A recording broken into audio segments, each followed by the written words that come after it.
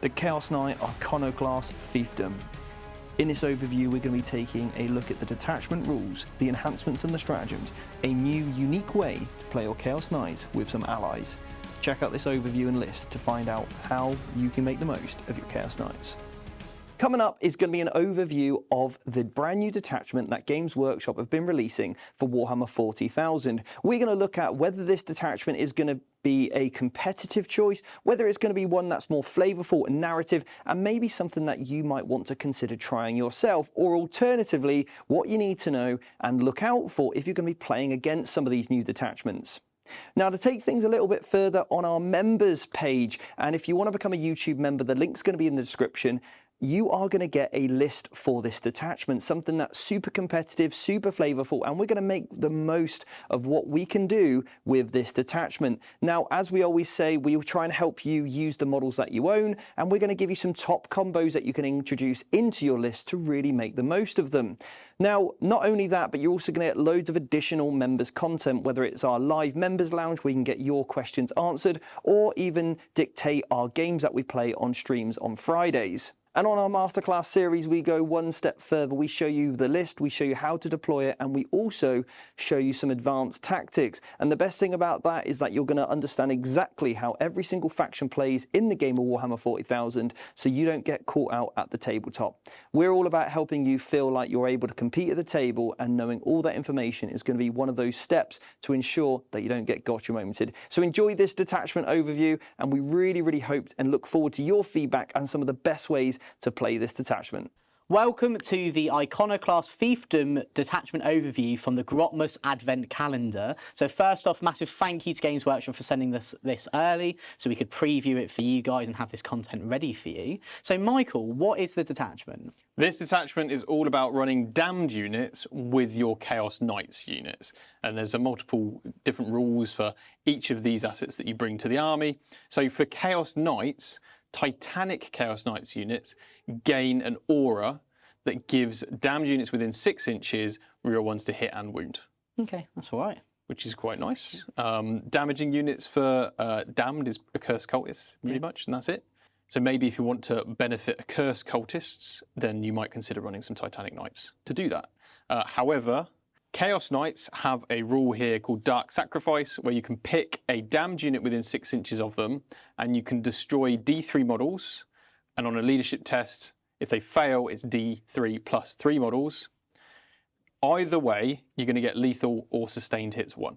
Okay, so basically you eat damned units and you gain their rule of Dark Packs. Exactly. Which is sick. I really like nom. Right, sustained hits. Yeah, I think that's great. Yeah, really good detachment rules. So yeah, a lot of emphasis on running lots of damned units, I feel. Lots of models. Yeah, which is easy to do considering some damned units cost not a lot. Not a lot, no, not a lot. And you can have up to 500 points in a Strike Force mission. Also worth bearing in mind that none of your damned characters can be Warlord, so you will need to take at minimum a Stalker to be your Warlord for the army. Which is a War Dog variant at the least, or you can have a big one if you really want. Yeah.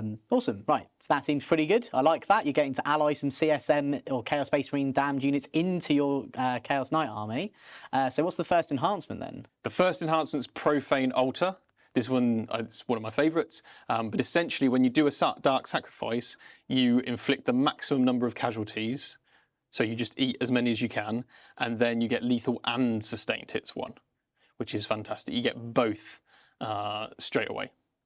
Yeah, that's good. Yeah, I very much like that, especially on the characters which you have on the big ones, and that makes them even hittier. Yes, I personally like a Despoiler with 2 Gatling guns, because getting sustained hits and lethal hits on your 36 Gatling shots is pretty spicy.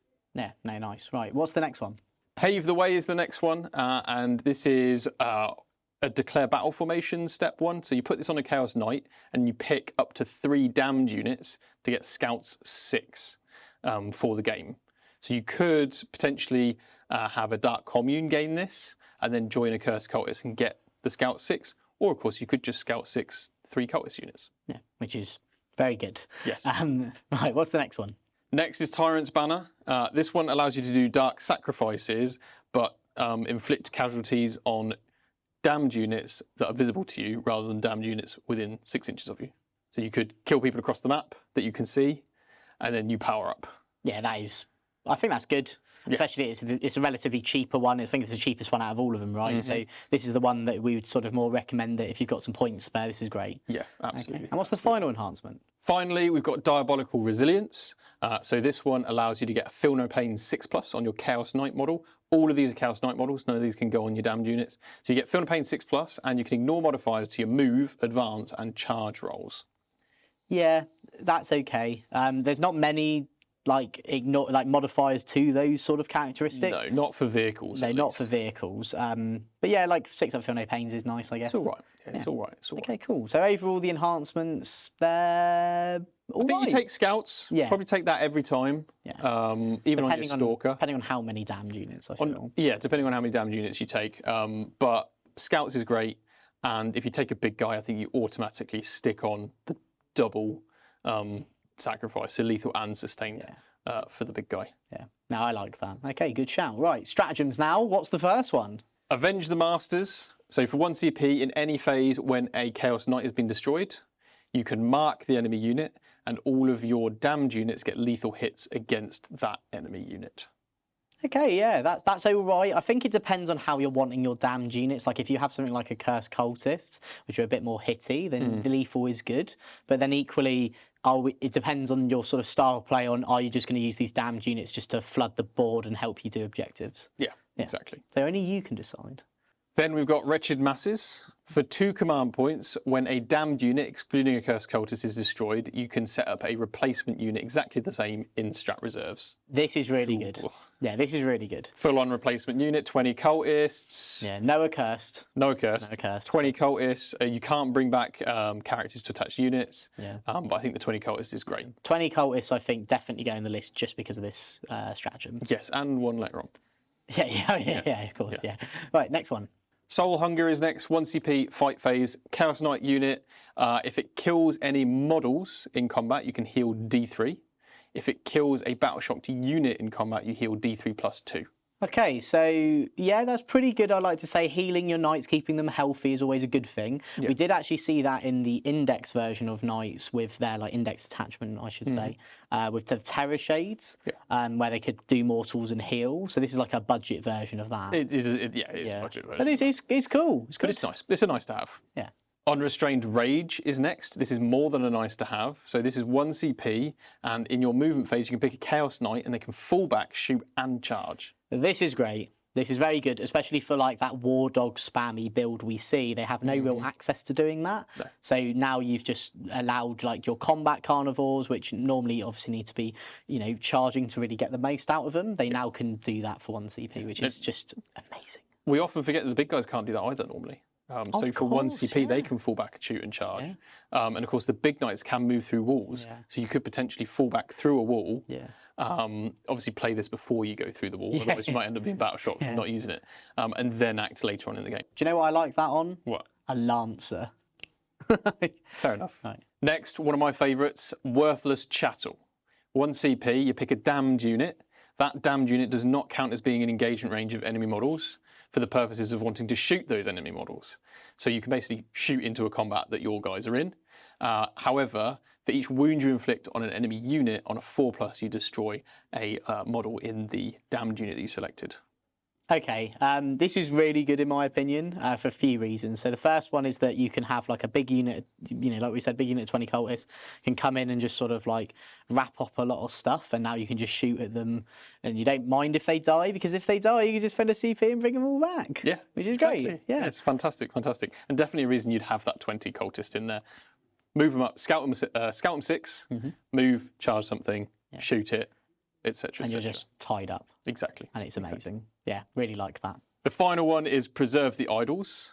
So in your opponent's movement phase, after they've finished a normal move, advanced move, or fallback move within 9 inches of a Chaos Knight, you can select that Chaos Knight for the stratagem, but you pick a damned unit within 6 inches of that Chaos Knight, and that damned unit can make a normal move of 6, but has to end it moving towards the the unit that triggered the stratagem. Yeah.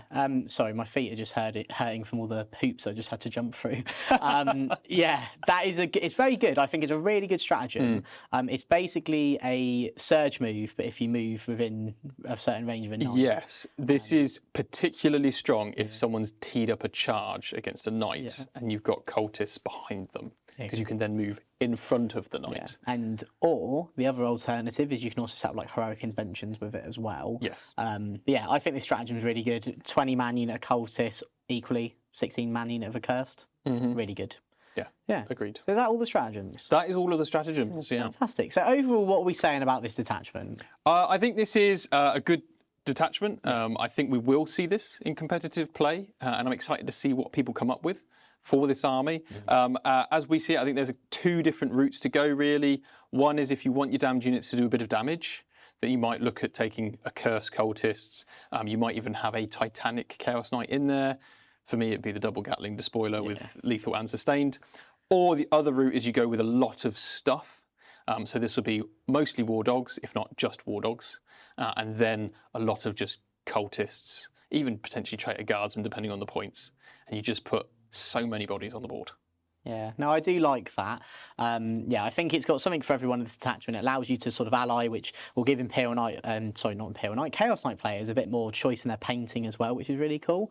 And maybe let them start a CSM army, who knows. Yeah. But guys, if you did enjoy the video, make sure to comment down below your favourite Grotmas detachment so far, and also if you're looking forward to this detachment. And now something to note is that if you want to know what me and Michael have conjured up for an army list for this detachment, then you can become a member here at Vanguard Tactics. So that will give you a video of our sort of list overview, so everything about the list that we're going to talk about in our next video. So if you're a member, we'll see you there, and if not, well, I guess I'll just see you in the next video.